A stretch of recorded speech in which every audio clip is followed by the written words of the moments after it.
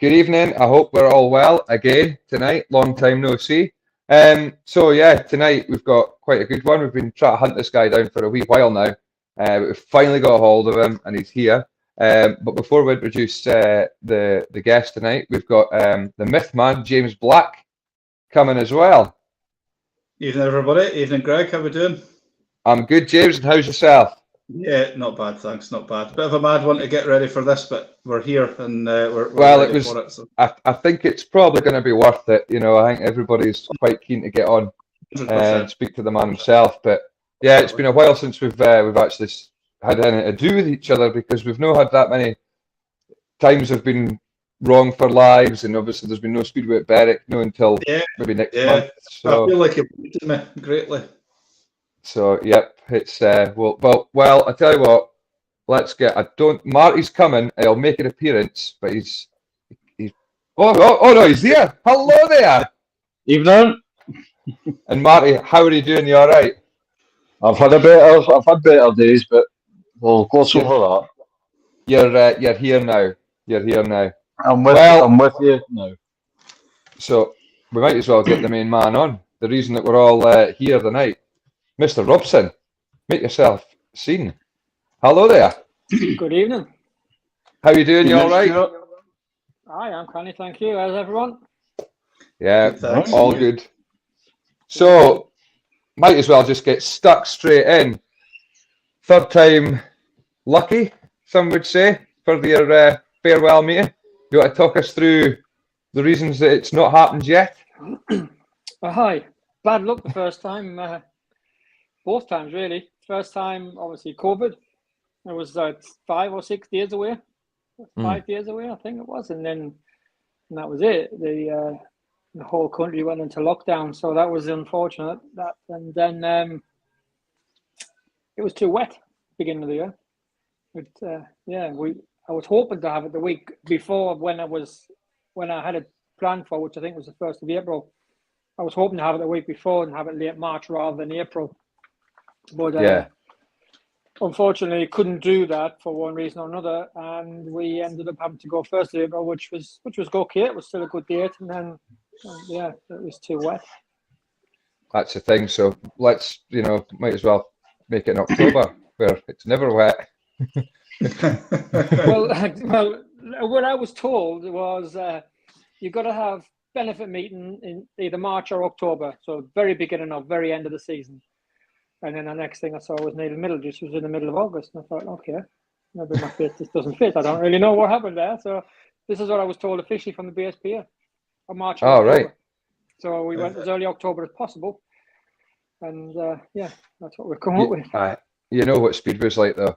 They just they make the rules up as they go sometimes, don't they? Absolutely, don't they? Just The one thing I would say about your meeting is obviously I've been keeping an eye on social media and the rider updates and who's going to be in the meeting, and the fact that you've been able to lock in pretty much the same guys, virtually the original lineup each time speaks massive volumes for like how keen these guys are to do the meeting and to do the meeting for yourself. Obviously, I think that shows massive respect towards yourself for from those guys, and as well as towards yourself. I think that's been.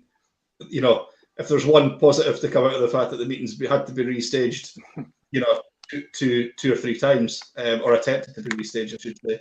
I think that's probably is that you've had these guys locked in and they've been keen to do it, regardless of when it is, which I think they speaks volumes. Well, that's true. Yeah, I am pretty lucky with a lot of the riders. They've agreed straight off. Sometimes it's a bit difficult to get hold of riders.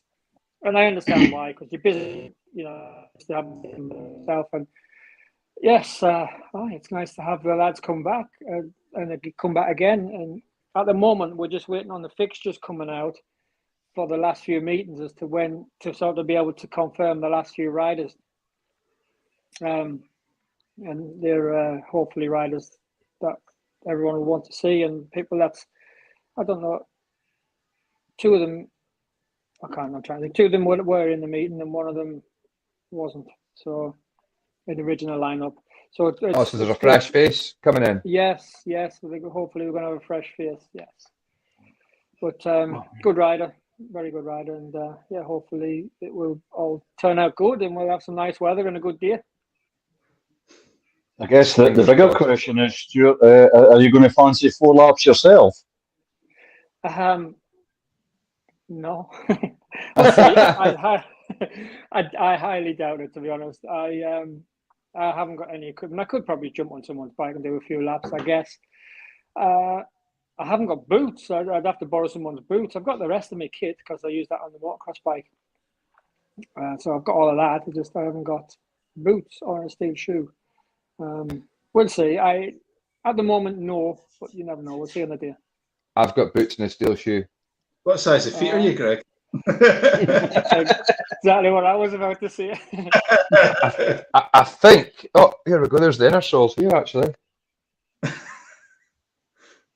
45. 45, did you say? Aye, I always thought it was like 40. Oh, that's because it's the inner sole. My boots will be 46 then. How big are your feet?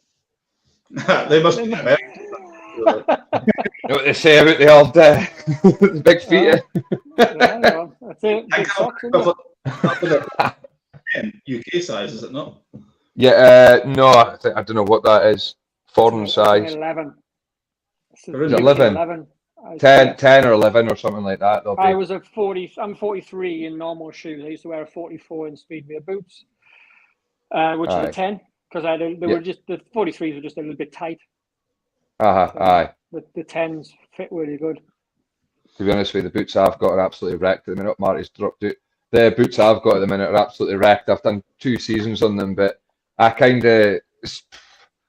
remember when I first started out, base of style on a rider that you like, and I ended up wrecking boots because I liked the way that you rode the bikes, Stu. So it was always lag back, tearing the side out the boots. But I used to get through a couple of pair a year, to be honest. Oh, and steel shoe as well. I remember last year I stayed down at Rob Coolan's place, and I bent my steel shoe. I crashed at Milton Hall, and I went into the fence, onto the straight, and it bent my steel shoe. I'll show you on this boot, actually. And it went up like that, and it stuck like this, and my foot was in agony to get it off. And I was riding at Kent a couple of days later, or the day later, and I said to Rob, I says, can you straighten that out without snapping it? I'm worried that it'll snap. And he was like, I'm a mechanic for Stu for a long time. I can fix things. And he did. He got it fixed. We managed to straighten the fork. It sounds about right. You got to improvise sometimes. You have to. And you say you're doing a bit on the motocross bike, so you're still keeping in on a bike at the moment. Is that competitive? I have been. I haven't been on a while. I was until this year. Well, probably the last year and a half or so. It's quieted down a bit. I was on quite regular. I've been doing Jamie Courtney's mini bike champs. Brilliant. Oh yeah, absolutely great. I did every round last year and finished third in the actual championship, which was pretty good for me as like a sort of beginner to it all. And I've only managed to do 1 or 2 rounds this year, though. Just things haven't worked out that I can do them. So hopefully next year can start doing them again. Of doing that more than anything, I did a Mablethorpe beach race at the beginning of the year, which was February, on the motocross bike, and went in the class, the 450 class. I've only got mine's a 302 stroke, so it was too big to go in the 250 class. But I did all right. Finished third in that as well, which was pretty good. But that was the last time I rode the bike in February. All right, so you've been off it a wee while, but you still got that buzz for it. Still enjoy it. I do when I'm out. It's a lot of effort to get out, isn't it, these days? So. Oh yeah. And just like I said, I've just been busy. Other things have been going on and whatnot. So I'll try and make a bit more time as of from end of the Speedway season when I've got my meeting out the way. I'll make a bit more time for doing things then, and then get back into it a bit. Have you ever had the urge to have a bit skid back on a Speedway bike, or are you quite happy with calling time when you did, or have you had that sort of urge to come back? Or nah, no urge at all. I'm happy that I called time. What happened was I kind of stopped enjoying it. I didn't. I lost the enthusiasm for the riding on the Speedway, and I knew that then was like this was in the 2018 season, and I knew like then that would have to be my last year. And I saw the year out. I managed. This was about halfway through the year that I started to sort of lose it all. So I managed to see the year out, and I fulfilled my contract with Newcastle, and didn't. I still give it my all, give it my best, but. Yes, I've not really had any urge to get back on it. I've quite happy. I enjoy watching it, mind you. I do enjoy it when I go and I see a few of the lads and whatnot. I've only been to a handful of meetings since I retired, but I have enjoyed it. And I went to a practice day up at Leicester earlier on in this year with Freddie Hodder. I went to see him and one of the other lads, William. I can't remember his second name. Cairns. Yes, that's the one. William Cairns. Then too, they went up and tried to do a little bit with them, and I enjoyed that actually as well. That was really good. Do you think that's something that you would like to get involved with? Helping out the youth development. Yes, I would like to do that. I just need to get myself because since I retired, I've had to try and obviously go into work. I've had to start work, don't you? And because I've been racing so long and only started working a little bit towards the last few years of my racing, I need to get my work side of things set up well enough to be able to then start taking days off. Yeah. So once I can do that, I will try and get into it a bit more. I think there's Oxford maybe possibly running a youth academy next year. I've been told. I don't know how true that is. All right. If that happens, that's Oxford's only an hour from where I live, just over an hour, so it's not too bad. All right. I could possibly get down to that, all being well, if they would like me down there. And I know they do a lot of practice days about Leicester, but that's just like open practices. If they do kind of an academy thing, there it would be really good at Oxford. No, it'd be good because I didn't have that. I mean, it'd be the same as yourself. Back when I first started, 15, 16 years ago, there wasn't a hell of a lot of ex-riders pointing in the direction. What I had was guys that had been going to Speedway and watching it for a long time, were the guys that told you what to do. And it was just it was a waste of time.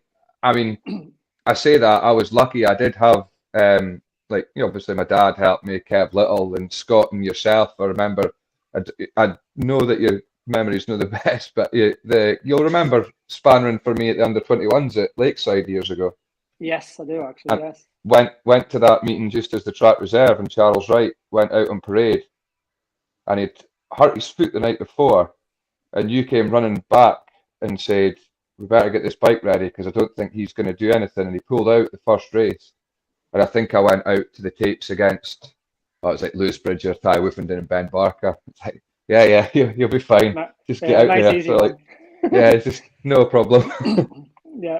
Failed to score in that race, but I mean, I didn't have a hell of a lot of help that, from other riders. I guess probably because looking in, I already had a good squad around me. But when you first come onto the scene, you started off in the grass, didn't you? As a young kid, yes, I did grass 6, 7, 8-year-old, and then from then on we moved on to motocross because the grass tracks are all miles from where we lived. Yeah. And, they're like in Cheshire and Lancashire and wherever else, miles away, which it just became too expensive. Because living in Sunderland, it was a long way every time.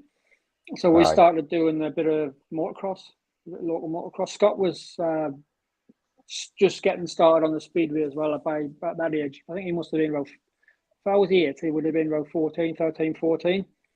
So he was kind of doing laps after the meetings and things. And I got on the motocross. Scott did a little bit of motocross. He was actually quite good at that as well. And I did motocross till I started Speedway when I was about 14-ish, 15.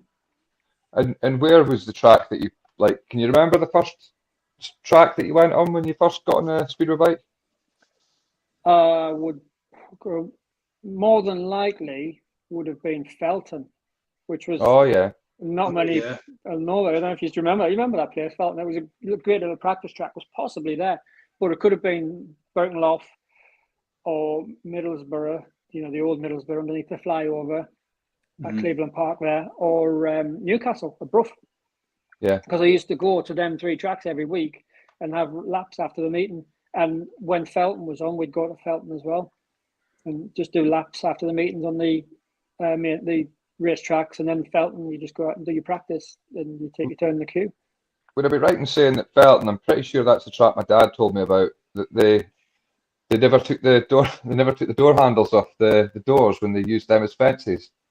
They used like old doors, and like, the hinges were still hanging up. And your dad will know better than me on that one, mate. I can't remember. I was only pretty young, to be fair, when I was doing that. I just remember going. It was just up the A1. It wasn't too far away. It was kind of between Berwick and Sunderland, and we used to have to go across the farmers' fields to get to it. But there was proper road, but you would have to get out and open the gate, and then close the gate behind you because there was cattle in the fields. So I just remember that. That's probably about the most thing I remember about this. And the first team that you got in, so from jumping on a Speedway bike, how long was it until someone snapped you up? I signed with Newcastle over the winter of 1992 to 93, and I turned 16 over that winter and went to my first race in the March of the 93 with Newcastle. And that would have been like that team back then, 93. There would have been some big names then, because that's when was it Division 2 it was called then, was it? Yes, that's right. Second division. Aye. We had Mark Thorpe at number 1. I can't remember the exact order of numbers. Gary Stead was in the team. Petri Corco, if anyone remembers him, he was good, Finnish guy. Richard Jewell, Scott, he was in the team, and myself and Stuart Parnaby. I think that was the entire team. Bloody hell, decent memory for that. And how did you get on that year? Like for your first season in, was it a bit of a learning curve? As you know, if you're going to say I was shite, you just say it was a learning curve. But I was. Well, I didn't start off the best. The thing is, then I was really good off the start, and I coming basically fresh from motocross, I was really good off the start. I quite often would get whole shots at motocross. And, all right, yeah. So I would trap all the time, or trap regularly, and end up. If I finished the race, I did well. That was it. I didn't very often score many points. I just used to try and get 4 laps in. Started off pretty poor, massive learning curve, like you just said, until end of the season. I started scoring some points, and I started doing really well towards the end of the 93 season. And I think it was that year or the following year, Newcastle didn't do very well as a team, and we finished the season early, and I ended up signing for a month on loan to Edinburgh. I can't remember if that was 93 or 94 though, because I'd done really well at Powder Hall every time I went there. Marty, I'll tell you. I remember seeing Stuart ride for the Monarchs. Was it 93 or 94? 94, because it was the race Glasgow in the Knockout Cup final. That's right, Knockout Cup final. You had them, they're like sort of blue and yellow or blue and gold Kevlars, leathers rather. But just when you're saying starting out, I'm old enough to remember, I think it was watching you do races with Mike Smith at Barrett and Loft when you were 15, and you had to start. You weren't allowed to start beside each other. You had to start from opposite sides of the track. And I can remember vividly. I was only 10, but I can remember you doing that. And the chat was, we've got 2 good ones here. Our reserves next season are going to be brilliant. And obviously Berwick, well, we know what happened there. They didn't run the following season, and other teams got the benefit of your skills. So that's right. We did used to do that. I used to do that. Where Andre Compton as well used to do it with at that sort of age. I think he might have been slightly younger than me. And yeah, I remember doing that with Mike Smith. He was about the same sort of age as me. I'm sure it was Mike Smith. There's the question that I asked weeks ago. Is there, because like Stu, you've covered a hell of a lot of clubs in your time, from where you've ridden for. How come did a deal? Was there ever a deal going to happen at Berwick?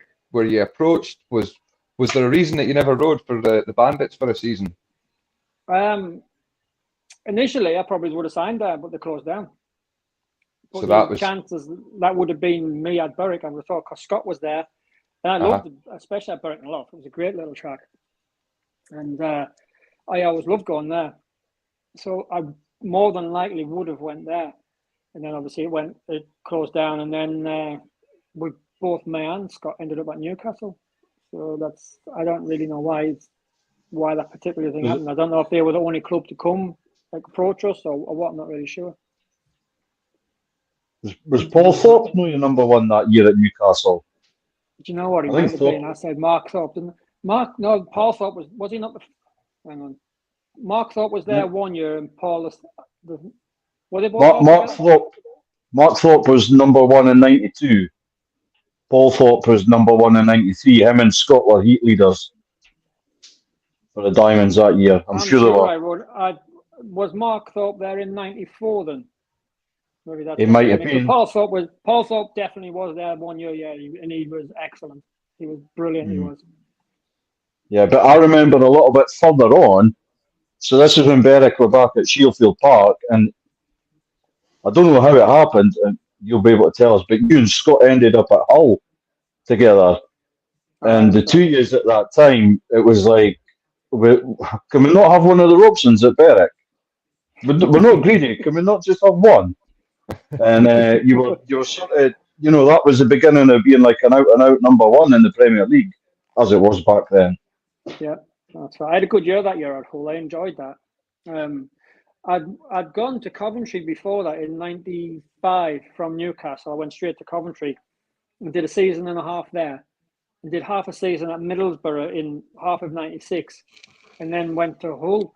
And it was Eric Boocock who was the team manager at Middlesbrough for that 96 season. And then he was team manager at Hull the following year. So I don't know if it was because of him that me and Scott ended up there or not, because we both rode at Middlesbrough on the 96 season. Yeah. Well, it was a good year that I enjoyed. Hull was great. It was great fun going there. And it was always great people. And I used to spend a lot of time down there. I had quite a few nights out and stuff. It was great fun. You did have a hell of a team then as well. We did. I can't remember who else rode there. Well, we had Alan Graham at number one at the start of the season, but unfortunately he knackered his knee quite early on. I don't know how far into the season, but it wasn't that much. Maybe it was a month or so. And he was flying. Like, he was getting maximum after maximum everywhere he went. He was absolutely flying. And then he did knackered his knee. I don't know what happened, if he twisted it or if he had a big crash or what. And then kind of lost him for the rest of the year, which knocked us a bit really, because he was like an out and out number one at the time. He was really quick, probably one of the top averages in the whole Premier League at the time, or second division or whatever it was called. And then I can't remember if he got replaced, because that was him who finished for the season then, or if we just used rider replacement or what. But then, I'm trying to sort of fill his shoes, which was a massive task. It was still a big point scoring machine even then. He was, because he was coming to the. Sorry, go on. Age as well. He was quite an age at the time as well. Yeah. And he was hell of a rider. Yes, very good, brilliant he was. Just getting back to the. Sorry, James. I was just going to ask what year that was. 97. 97. 98, round about then. 97 when I was at Hull. Yeah. Was it 97? 97. So that I was went back to Coventry 98. Right, so 95, 96, Greg, it was one big league. And then 97 was when they went back to 2 leagues. The first division and the second division.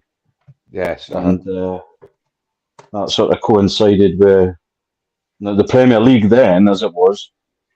Every team, every week, they had they seemed to have a Berwick track specialist, certainly at Berwick, visiting, and guys that just flew around Berwick, and but there was pretty much everywhere.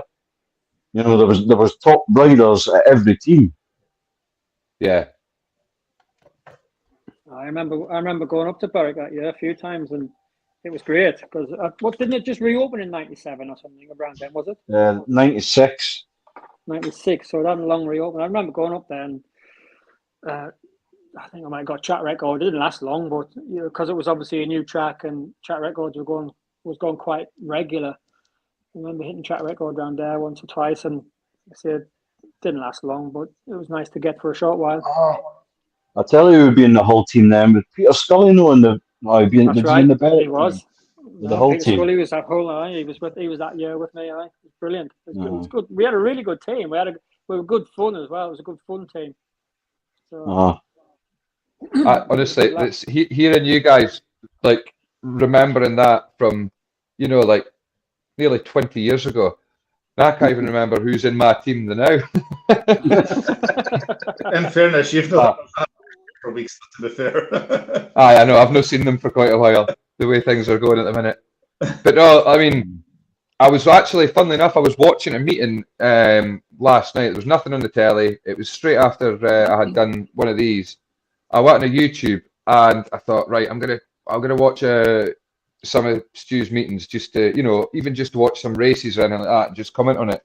And I actually got stuck watching, I think it may have been Sky Sports' first Elite League coverage that you and Scott were both in, riding in the Coventry team. And it had both yourself, it was the Robson brothers and the Carlson brothers were in the Wolverhampton team. Scott knocked off Roscoe and got and Roscoe got excluded for it.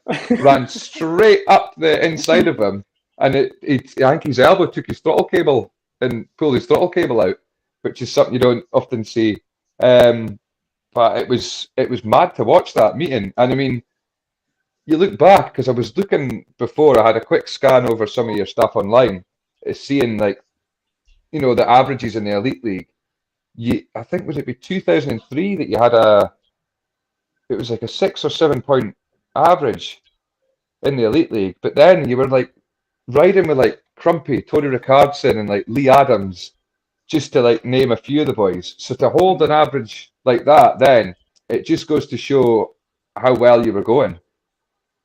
I had a bit of a good run around then, the early sort of 2000s, and then that was. Well, you were second in the. You were second in the British final. When was that? 2001? Something like that, yeah. Whatever year Mark Laran won the World Championship. Yeah. When it was the year. So he was current world champion when I won it. And he won the British title that year. So no bad. I got 2001. Yeah. But the league then was probably as strong as ever has been. I mean, I don't know what it'd been like in the sort of 60s, 70s. I can't comment on that. Maybe even the 80s. But since I started riding, that was as strong as the leagues had ever been. Because I remember going, we used to go to Ipswich. Ipswich might have won the treble that year, actually. And they had Chris Louis, Thomas Golub, and Tony Rickardson in the same team. Scott Nichols in that team. That was 98 that year, certainly. Was that 98? Was that then? Was that long ago? Yeah. For that's how my memory's gone wrong, isn't it? Certainly that 98 was the year they won the treble, and they had was it? Those three. That was the year I'm thinking of. I'm getting right out of the time then. Trying who else was in that team? Martin will know. Scott Nichols, Cloughton was in that team as well. Savalas, Cloughton, that's right. Lee Lanham might have been. Maybe Ben Howe. Ben could have been. Certainly. That is the 98 team, you're right. Chris Lee, Tony Rickardson, Thomas Golub, Scott Nichols.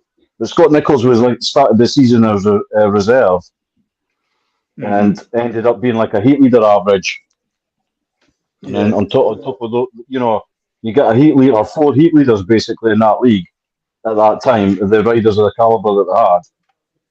Because did they know that they got Thomas Golub on some sort of ridiculously low average, and that was the year that he sort of cracked Britain in terms of being able to ride the smaller technical tracks compared to what he used to.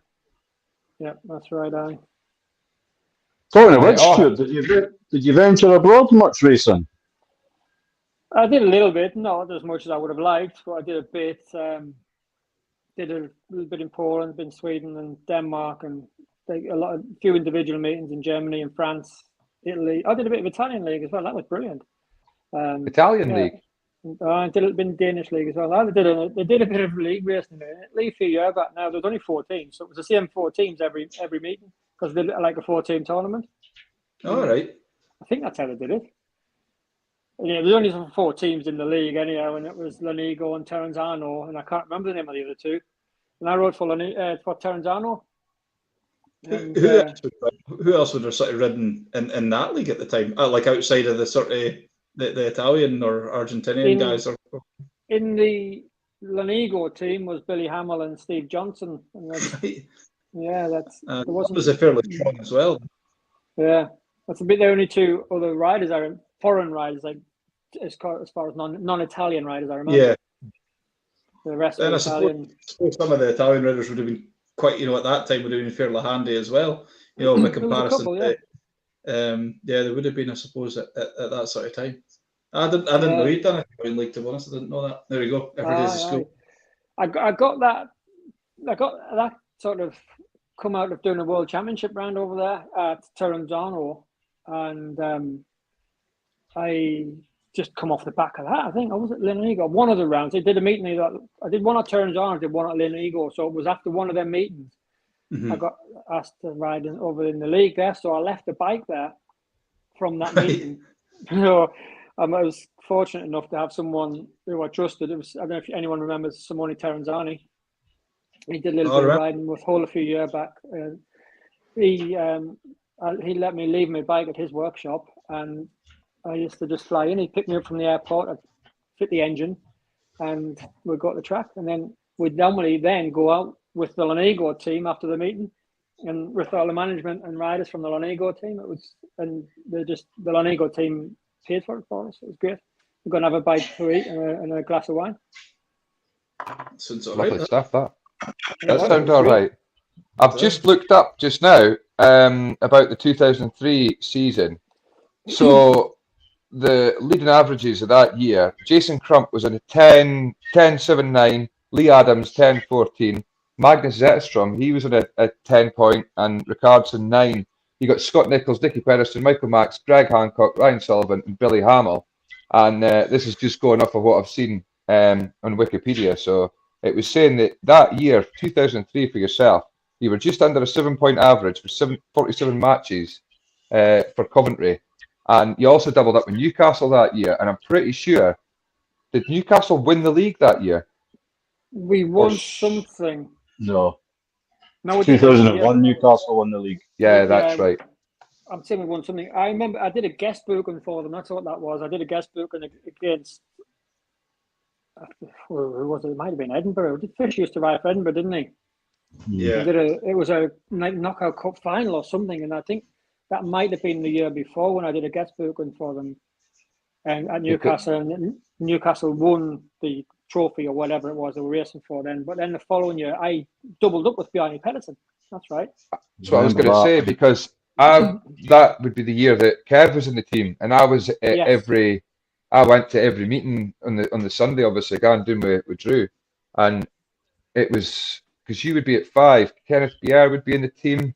If this will be my earliest memory, so it was Kenneth Bier, Dickie Jewell, Kev.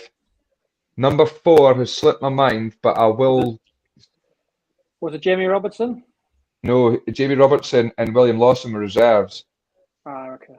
Was it James Birkinshaw? I can't remember. What year's that? 2003? 2003. Aye. That was the year they signed Rune Knudsen to start the season, and it didn't really work out for them. And that's, I think, when they turned their attentions to Stuart and Bjarne doing the doubling up.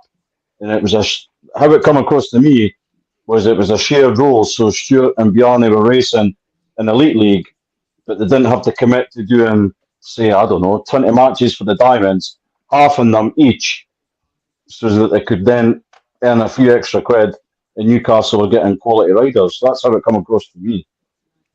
That sounds about right, to be honest. It seems like quite a good idea. I mean, was that obviously too good an idea for Speedway, so they decided to get rid of it? It might be, because they do that in Swedish league and stuff, don't they? They do it in other leagues. Yeah. Yeah.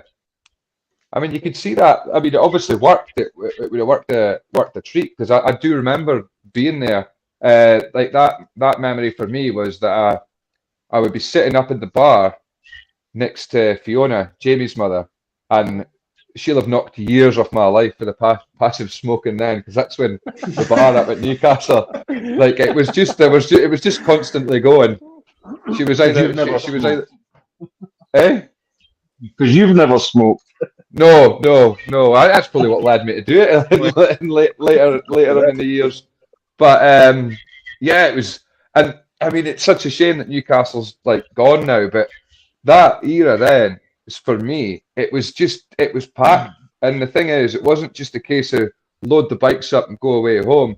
I'd probably say for yourself, Stu, like round about that era for when you were, you know, at your peak and enjoying it the most. That's when the party was good as well. Nobody really took it that. I mean, it was of course, it was serious, but not that serious where everybody just left and went away home to get their 8 hours sleep. It'd be a good, fun atmosphere.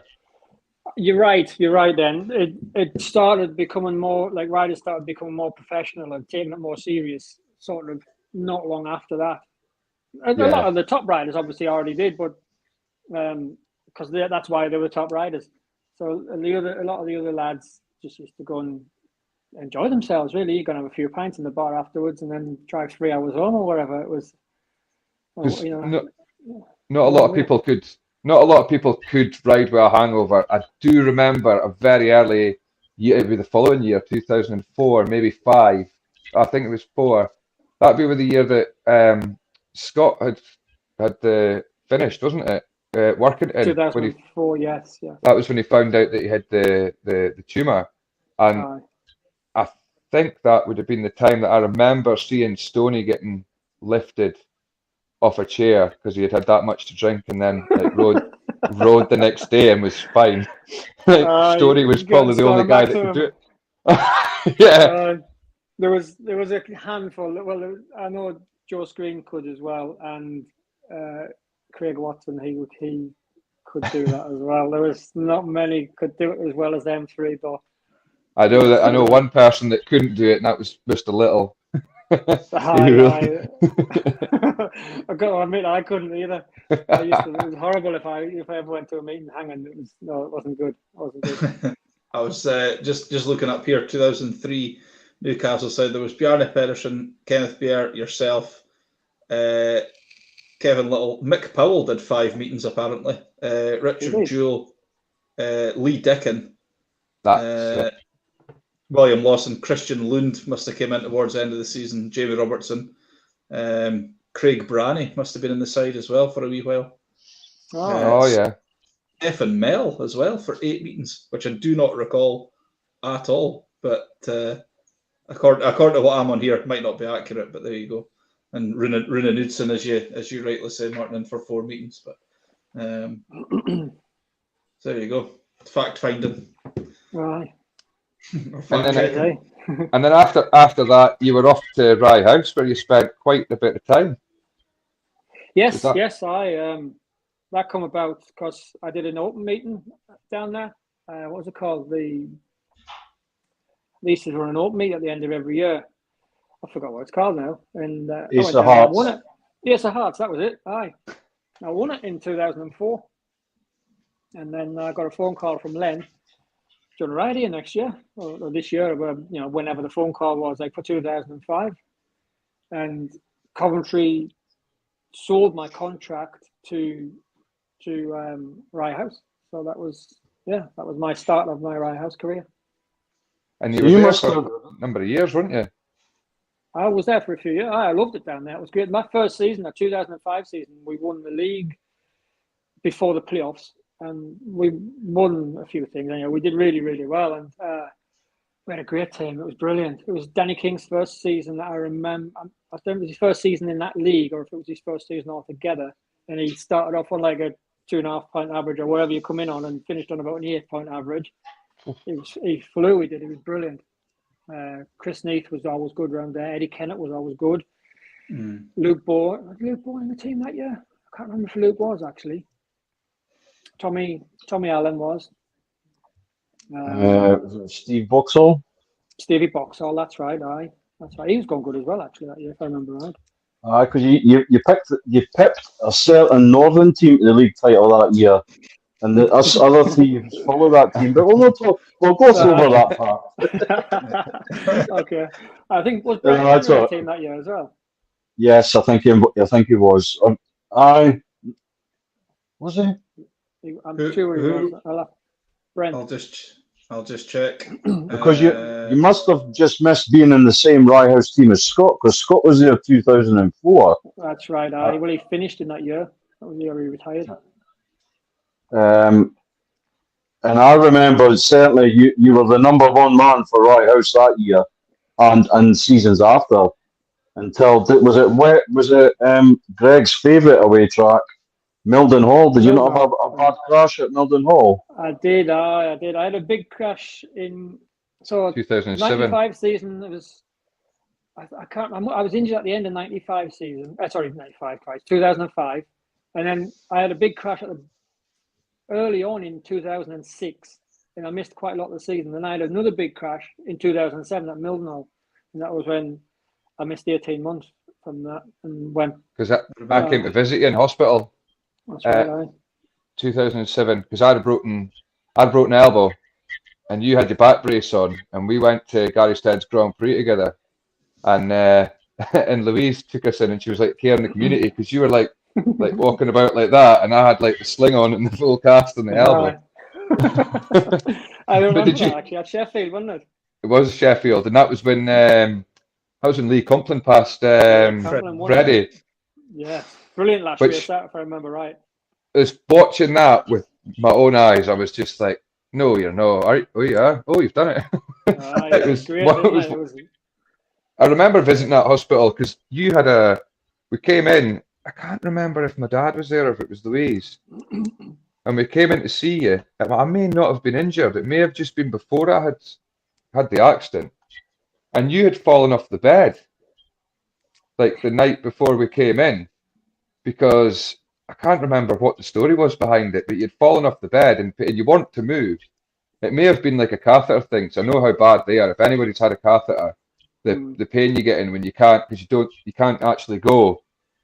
It's just you have to let it go. It's a weird thing. It just goes itself. But if you're trying, it doesn't work. And I think it had something to do with that, and you'd ended up upside down off the side of the bed. I know I wasn't allowed to move. I had to lie on my back. So that was a bit of a rough time, that one. And yeah, I had eight weeks. I can remember hearing about it at the time. So I can remember hearing about it at the time that was the sort of option that you were given, was you had to sort of lie flat on your back for it was months, wasn't it? It was sort of, I can vividly remember that. For what reason I don't know, but I can remember hearing about it, and I remember thinking that must have been brutal. And the fact that you came back to it, after something like that, and I mean, this is a total cliche, but it just shows like that you guys that go out there and do what you do are made of just different stuff. You know what I mean? It's just like I don't know. It's just mad. It's great. Like, it's absolutely brilliant. I think it's great. And can you remember any of that accident at all, Stuart? I remember it all. I'm just shutting the door. A bit chilly. Yes, I remember it all. It's was it my first? I think it was my first race, and I picked up going. I went into the first corner, and my bike picked up, and I just went on the back wheel and hit the fence, and literally stopped. The bike stuck to the fence, like hung over it, and I just sort of fell off the back of the bike and landed on the track. And it wasn't like it was a fast, hard crash, but it wasn't like I went skidding down the track and rolling and tumbling or anything like that. I literally just rode into the fence on the bike. And it's just impact, and that was bad landing. It had lifted, and I hit the fence on the back wheel. That was what it was. So it was compression, which sort of shattered my pelvis and compressed my spine and burst burst a vertebrae and broke another. And I obviously went forward as it happened and hit my chest on the sort of headstock on the bike, and fractured my sternum as well. So Aye, no wonder you were upside down for a couple of months. Aye, I was. I was a. Luckily, Jesus. as tough as it sounds, there was no internal injury as far as like soft tissue damage. It was all bone. But I didn't know this could. I didn't know if anyone knew that the bones can bleed, and I didn't know that. And All right. I lost a lot of blood, and I ended up anemic. And while I was there, I ended up having to have 2 or 3 blood transfusions to sort of Jesus. get the blood back in my system. And spent however long in Bury St Edmunds, and maybe it's a week or so in Bury St Edmunds Hospital, and they couldn't treat me with what needed to be done, so they flew me over to Coventry, and they fixed my pelvis there, and that was it. From then, I just lay on my back. Wow. No. At that time, was the consideration at that time that you were going to come back, or was there a consideration of packing it in, or? Yeah, I was at that particular time. It was probably that'll be about it for me. I'll probably quit. I think I probably did say it to a couple of people, but I never sort of officially. I don't remember if I ever officially said that's it for me. I'm quitting now. Yeah. But it was, the thought went through my mind a bit, and then I once I was fully healed, I started riding on motocross again and just having a bit of fun, doing a bit of enduro and whatnot. And I got a phone call off Graham Reeve. It was. He said, "Fancy having a young lad mechanicing for him a bit?" And yeah, we could do. He said, Ben Barker ended up being anyhow, and so I held Ben for a bit, and I mechanic for him, and only at the tracks. I didn't used to do anything else because he lives down in Cornwall or somewhere. He's miles away. So I used to just go to the track, or if he was passing this way, he'd pick me up and go to the meeting, do that. But I started getting the sort of wanting to do it feeling again, so I can still do this. And at the end of the 2009 season, I did a couple of open meetings at Redcar, and I can't even remember where else, and wherever else it was, and ended up at Lakeside the following year, not 2009, sorry, 2008 season, and ended up at Lakeside in the 2009 season, and they bought my contract from Rye House. And that was a fabulous little track. That, like, Lakeside. that was, yeah. All right. It was both of them. To be honest, I mean, small tracks as well. I mean, it's quite strange because, like, to watch the style that you have, you would think that you were like a big track rider. You had that big track rider style, but you made it work at like Rye House, Lakeside, and Newcastle. The tight bends, you could do it, which there's not a lot of riders like that rode the bike the way you did, because you always had the bars, your handlebar, you had the motocross bars on the Speedway bike. It was always very upright and just hanging off the side of it, and it was that's probably why I fell into the trap of pick a rider that you like watching and base your style on that. And I was like, Stu. I used to use the bigger bars and the motocross bars, and I had them up, so I didn't sit too far back on the bike, and it kept me like forward on the bike and over the front, because obviously the last thing you want to do in the middle of a corner is to be sitting back too far, because you're going to end up in the fence, aren't you, upside down? Yeah. So, and that was the reason for that, and plus it felt more comfortable to me anyway. Yeah. It worked for me. I know certainly like on about Greg saying about the sort of style that you had. I know, and Martin will back me up on this. I was said it several times, didn't we? Several times whenever you used to, obviously you would make appearances at Berwick, obviously for opposition sides more often than not. And I always used to say, if there's one guy I could watch just do laps of any track all day, it was yourself. Just the style, just the way you used to ride the bike was just fascinating to me. I don't know, as no disrespect to you, Greg, as much as you try, it's not quite the same. I've changed it. I had to change it. You can't get away with that leg trail nowadays. You cannot do it. No, it's not the best style. Even speaking to like this season at a track somewhere, I was speaking to Lee Complin, and he was saying just the way the bikes have changed. It's like you can't come in with the leg back and hanging off the side of it because the tracks don't have the grip anymore. You know, you could throw yourself off the back of the bike, leg back, and you had dirt to hold yourself up. Now you do that, and the back end comes round with you. And when I first came back, like obviously last year, the amount of times I'd come into that third bend at Berwick, and I'd just feel the back end creeping round with us. And my dad was saying, like, they come back in, like, oh, what happened there? Did you, what happened? And my dad's like, we all fucking know what happened there, didn't we? Get that leg forward. It's a horrible feeling, isn't it, when that back end starts to step out on you? There's nothing you can do about it. It is proper slow motion because you're just like, oh, and like you say, you're gone. But I learned how to reverse park, which was really handy because it minimalised damage on the bike, and you got a nice pad when you hit your back off it. You do now. We didn't used to have. No, that's it. I mean, it's funny because the team that I'm in now, the Bullets team, there's not many of them that would have ridden. I don't think any of them would have ridden before air fences. Mm-hmm. Like I remember riding for Bandit.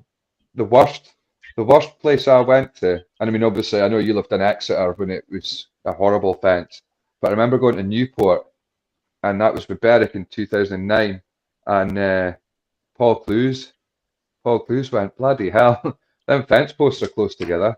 And they were like that on the back of the fence. And it's like, you hit that. Newport obviously got sick of the fence getting knocked down. So they thought, we'll stick a couple extra stabs in the middle. And when you're going out and you already know that fence isn't going to budge, it is a bit of a worry. But we did used to just get on with it. That's right. Well, that was what they didn't have air fences. They weren't invented, were they? And no. Briggle, I think it was Briggle came up with the idea, doesn't it? And that was a brilliant idea. It was one of the best things he ever come up with. That very good. I know it was spot on. You watch some of the crashes on the TV. I've been in some crashes myself. I mean, taking you back, like James and Marty will remember that crash I had at Berwick against Leicester when I went into the fence sideways. Mm-hmm. If that hadn't been the foam fence at Berwick's got, the speed I hit that, and I just lay on the track for a wee bit, like just lay down there and I was like, let's just get myself sorted out and then back up again. But if that had been the old wooden fence, I would have been in the changing rooms. You would have walked away from it. Don't think, I mean, I think it'd have been. You only have to look. I mean, there's countless other incidents that you could base that off and say, that an air fence or a foam fence or whatever has done its job, and more often than not, you'll see a crash and the guys will walk away from it, and you can just about say every time, if that had been 10 years ago, 12 years ago, whatever it would be, that the outcome would be vastly different. And I think that's certainly one of them. And they're a great thing. And to be honest, it's one of those things that once they became compulsory, it makes you wonder why they haven't been compulsory, for years prior to that. But that's right. It moves as it goes. But the best thing is they were only compulsory in the elite league or wherever, the first division when they first came out. You didn't have them in the second league. Yeah, I didn't need to have them, or any other league for that matter, not just the second league. So they said, no, you don't need them. You need them in the sort of elite league. And well, why? What's the difference? The fences like softer or something, or do we not go as fast? It's the same riders in both leagues. Yeah, there's no difference at all. That's the thing. I never understood either. For me, it should have been a blanket thing, all or nothing, But I dare say that I had the reasons for it, but what they were remains to be seen. Just speaking of crashes, I remember you told me this good one about Mildenhall, about Paul Lee when he was about 15. I don't think the lads will have heard this one. I think he was 15. That's right. And I tell the boys about that one because that was a cracker. It was the first time I'd ever seen him. I didn't know him then. I mean, I've known Paul since he was probably 16 now. But at the time, I didn't know him, and he was going around Mildenhall doing quite well. And then I don't know what he picked up or whatever, and hit the fence coming off the second bend, and kind of went along the top of the fence. And as he was going along the top of the fence, his head fell off. And I've never seen anything like it in my life. Anyhow, his helmet come off his head. I have since seen it. I've seen it happen once or twice since, but at the time I'd never seen it. And we all thought, Christ, his head fell off. Bloody hell. Oh, it's kind of scared the shit out of us already. But Oh, you can imagine. it was unbelievable. It was. Luckily, he got up and he was okay. But bloody hell, that was yeah. That'd have been scary. You know, that would have been. There's no question about it. Yeah, And you've done quite a lot. Done quite a lot with Paul, haven't you? I mean, I remember years ago, obviously through the Rye House in Len Silva, we're going skiing, and I mean, is that something that you? It was maybe COVID slowed it down a bit, but I think I done a skiing trip with you in 2008, maybe early on 2008. I went over with you. I got my eyes open then. You know, I was about 17-year-old, taking away skiing with all you boys. That was like, oh right, it's the night. It's like a Wednesday night or something that the staff, that's their night off. So we went out to get food and oh, that was it was a bit mental. I didn't have a drink at all and got to see these boys carrying on. Yeah, it was good fun. I got into the skiing through when I first went to Rye House, because that was the beginning of season team bonding. It was brilliant fun, and I got right into that. And I got straight on a snowboard as soon as I went there. Brent Werner could snowboard quite well, so he taught me. On my way up the first lift, he said, "Right, you keep your weight in your front foot, and you stay with your back foot." I got to the top of the lift. He says, "Right, I'll see you down the next lift." And okay. And I managed to make it down, and then off to the next lift, and that was it. I was upside down every 2 minutes after that. It was unreal. But yes, I got a few of the lads, Kev, Paul, one of the lads, Ian Smith. He's not a speedway rider. He's just someone who's been involved with the sport a long time.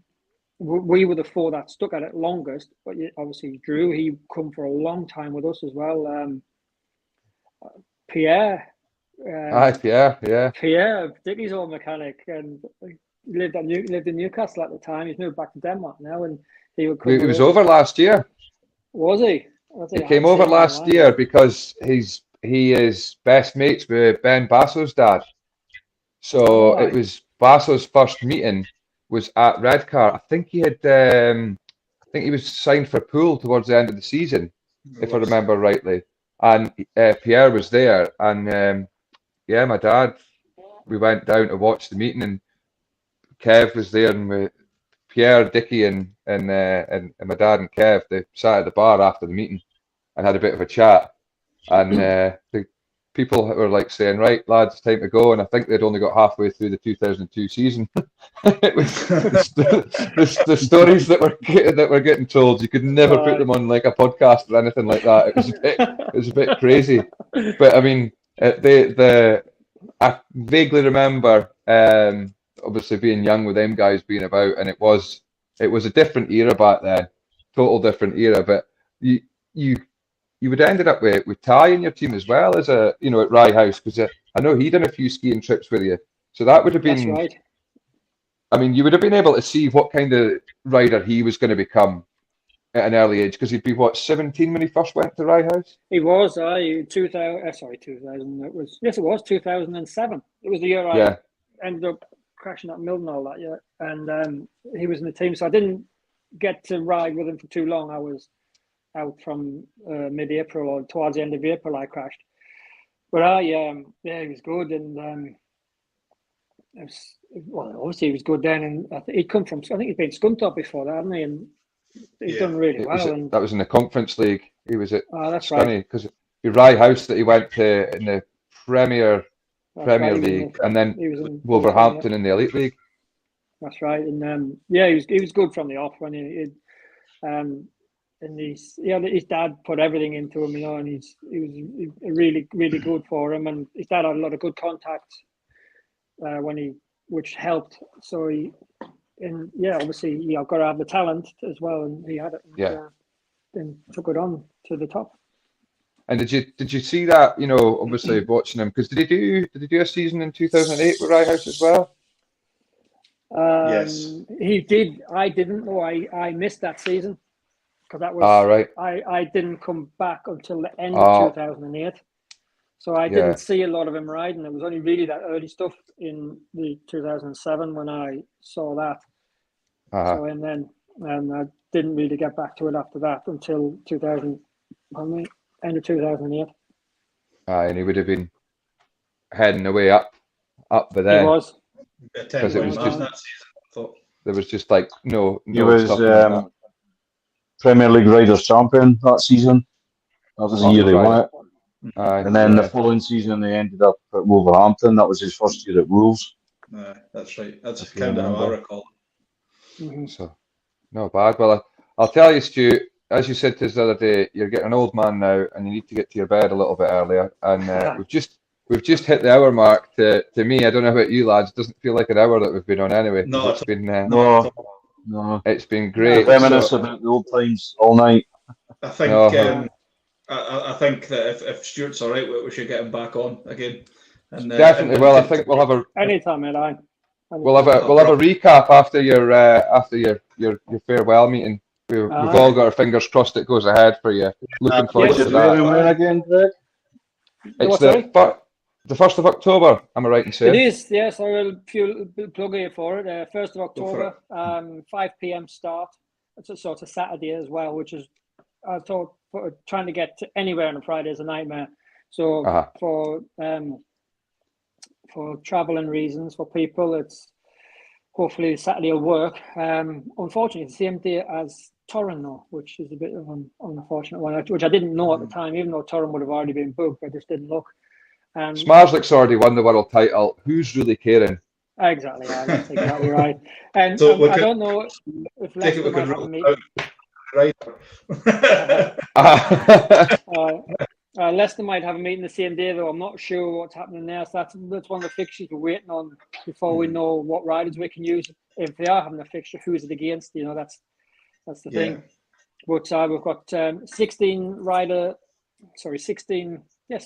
individual open meeting, 20 heats with the final and whatever qualify for the final. Got 8 youth races, so we've got the GB youth lads there. Sweet. 4 races on the old uprights, which will be good to see, because that was where I started on an upright. So good to see them. I haven't seen them in years. Got different things. Got wheelie competition on. We've got entertainer of the night, fastest time of the night. Luckily we've done really well with sponsors for the meeting. Got over 70 sponsors, all in all. A lot of old clubs are sponsoring as well, and a lot of clubs in general. Glasgow thing. I've had stuff from Glasgow, Lakeside, Bellevue, Edinburgh, Redcar, Newcastle, Berwick, and that's all worked out really well for different riders being sponsored, different heats being sponsored, and we've got an online stream for it as well. So it's going to be streamed online on the night for anyone who can't make it. Which that's perfect. Will work. Yeah, so you can pre-book at the moment with 20% off at $11.99. I've been told, and on the day it goes up to $14.99. Sorry. It's the usual stuff: race jacket auction, and hopefully a few beers and a disco in the bar afterwards, maybe, or something along the lines of that. I've just been sent a photo. Hang on, I'll let you keep going because I'll have to ask who it is. Kevin Little's just sent us a photo. I don't know if he's watching. I don't know if this is a fluke. Anyone know who that is? Yeah, he's gone the wrong way around the track by the looks on it. Yeah, it's like you said about reverse parking. Yeah. I think that's possibly what's happening there. Getting the screen. There he is. That was, if you look at the bike, I don't know if any of you remember the guards and stuff. They were Andy Smith guards, and I bought a bike of Andy Smith that year, which I think was 1994, because as you said about they were black and gold, or like a silvery black and gold leathers. Whoever said about that earlier, one of you was saying, and that's that year. That was them leathers. And yes, I bought the bike of Andy Smith, and I kept the guards and stuff on the covers on them because they were really good. So well, there you go. And one last question from me, Stuart, which might be a bit of a pose, and you can come back to this another day. Have a think about it. Is throughout your Speedway career, obviously yours and Scott's would overlap, but how many times in competitive racing did you beat Big Brother? Oh Christ, I wouldn't know that. I know, it was really weird though. I don't remember the first time I beat them, but I remember it kind of felt bad when you beat them, because I don't know, because he's a big brother, and he was someone I looked up to for a long, long time. Obviously, especially when he was riding, because he was quite a decent rider at a younger age. If he took it a bit more serious, he possibly would have went a bit further. But he was good, and so I used to watch him and learn from him and listen to him, and he would always give me advice, whether it be what to do or what not to do, whichever way it went, and then you go out there and beat him. It was, it was a bit surreal. I wouldn't remember when it was, though, to be honest, or how many times, but yeah. He came to Redcar with me last year. Well, he never came with us. We met him. Obviously, my dad hadn't seen him for a number of years, and I hadn't seen him for more. And I can't remember what meeting it was. And we walked up. I'd had a race. It was a bad race I had. I think I was guesting for Leicester. And we walked up, and I was looking at the track, and Scott walked over, and he looked at the bend, and he just went, "You know what you want to do?" And then he's like pointing, and he just went, fuck it. Turned round and walked away. That was it. Fuck it. Walked away, and it proper tickled me, that, like, it's typical. And no, it's brilliant, just the way he went on. And I think one of the best videos that possibly is on the internet, Scott, is the Berwick outtakes. You'll have seen that one. Where he's just been he's getting interviewed, and he's just being awkward as sin. Aye. It's absolutely brilliant.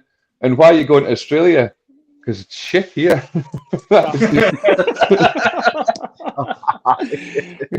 I'm going to Australia. It's I've seen it a few times since. It is funny, that one, isn't it? He's making really hard work for the. Who was it interviewing him? I can't remember. It was though. I think it might have been Dennis, or I think it was Dennis McCleary. Dennis, yes. He was It was making Dennis it hard for McCleary. him, though, wasn't he?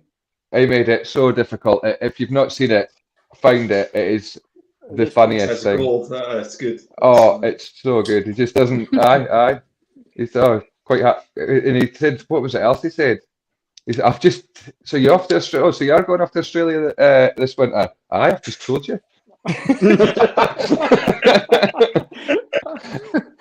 It's brilliant. But is he normally that shy, is he? On the microphone, he hates it. Absolutely hates it. And the best thing was, he's very first time being interviewed when he was 15, 16, whatever age he was, at a stadium. He spoke. He didn't think anything of it. And there's obviously a slight time delay. I don't know if people know that there's a slight time delay. So you'll speak, and as you speak, and what you've just said comes back to you. And he heard his voice, and that was it. From that moment on, he couldn't speak on the microphone. He was just he was hopeless how he was. If you see him on telly, he always looked really awkward if he was getting interviewed on like Sky Sports or anything. And even though you didn't obviously get the mic and the speakers coming back to you, the sound, but I think it was just that one time when he was young, it just ruined him. Done him. Aye. Oh. So I know I did say one last question, but another one. Career highlights, Stuart? A highlight? Aye. There's a few, but I mean, obviously, the main one would be probably doing that British final in 01, finishing second in that. That was probably one of my main highlights, but there'll be others as well. I had lots of good races, and I remember something I do remember is the last time I ever rode at Exeter, I got a paid maximum. That was quite a highlight, to be honest. So that was it a love-hate relationship with the county ground? Well, I never really minded it too. Well, it was one of them things, and before I went, I didn't like it because everyone used to tell us, this, that, and the other about the track, and that offence, and everyone before you went, they'd scare the shit out of you. So I kind of went with a bit of an open mind one time, and I started doing all right. So we weren't too bad then. And then it was that Rye House 2005 season when that clinched us that year. That meeting that we won at Exeter, and that clinched us the actual league title before the playoffs. So I'm sure that was when we knew we'd won it then, and we couldn't lose it. Even though you didn't get anything for winning it because it went to playoffs, and then you won the playoffs or you lost the playoffs, and we lost to Kings Lynn, unfortunately. Kings Lynn had a really good team that year as well, and they beat us. No, magic that, innit? But no, like we say, Stu, like fingers crossed, all goes well. Third time lucky Yeah, for your, absolutely. Cheers, lads. for your Thank you. farewell meeting. You deserve it. You've been an absolute legend in the sport. I mean, aye, and we'll definitely get you back on again, and we'll have another chat. And Kevin Little, I know you're watching. You're next, boy. I know he keeps escaping it. We're going to get you on, Kev. Plenty of stories there, but yeah, thanks for coming on. And like we say, best of luck for your farewell, and looking forward to it. So we'll let you crack on and speak to you another time, Stu. All right. Thanks very much, lads, and looking forward to getting back on to speak to you again. All right. Yeah. Good man. Thanks for coming Cheers. See you on. later. Have a great meeting. Yeah. Cheers. Good. Ta-ra. Right. Well, that was brilliant, was it not? It was good. Yeah. I'm gonna love We're still live, boys. I'm gonna love you and leave you for 2 minutes, right? Because I've got 4% battery because I was entirely underprepared and my chippy tea's just arrived. So I'll catch you. We'll let you go, James. Spot on. Cheers. Cheers. Cheers. Yeah. Cheers. Well, there we go. Two legends away. And I think it'll be about time for us to leave as well. We've not got anyone booked up yet. We're still trying to get a hold of several guests, but maybe the next time we come on, we might even see Paul Capaldi, who we've not seen for a wee while. But no, brilliant interview that. He's busy with the squeeze box tonight, Paul, isn't he? Oh, yep, I think he's a little bit busy with the squeeze box tonight. But looking forward to that, and hopefully by then we'll have some fixtures for the next time we've got a Berwick meeting on. And we'll have a plenty of excitement going on there. The Bullets in the playoffs, so it'll be good fun. But I'll let you get on now, Marty, and we'll see you all again soon. Cheers. Good night. Good night, everybody. Good night.